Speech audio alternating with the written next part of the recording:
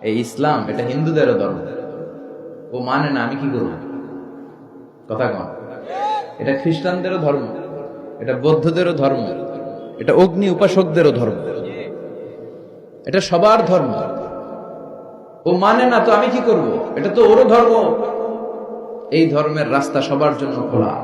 সুবহানাল্লাহ কইবেন না? কোন হিন্দু ভাই যদি এসে বলে, হুজুর আমি এফিডেভিট করে নিয়ে আসছি, আমি হিন্দু ধর্মে থাকতে চাই না, আপনি শাহাদা বানিয়ে আমারে পাঠ করান, আমি মুসলমান হব, এই কথা বলার সুযোগ আছে? যে না, তোমার ঢোকার সুযোগ নাই। যতগুলা কোঠা ছিল কোঠা শেষ, তুমি আর ঢুকতে পারবে না। কথা কম। ঢুকতে পারবে সবার জন্য।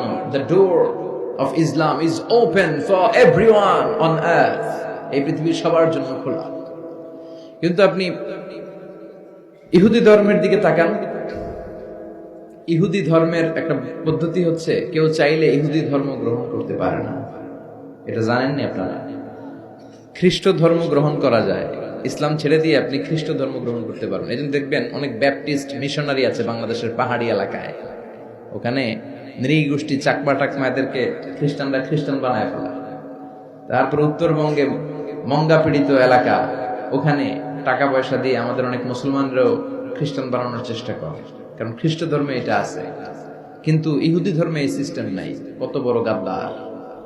ওদের ধর্ম যদি কেউ মানতেও চায়, ওরা ঢুকতেও দেয় না। বাই বর্ন ইহুদি হইলে সে ইহুদি, তাও বাবা ইহুদি হইলে হবে না, মা ইহুদি হইতে হবে। কথা কন।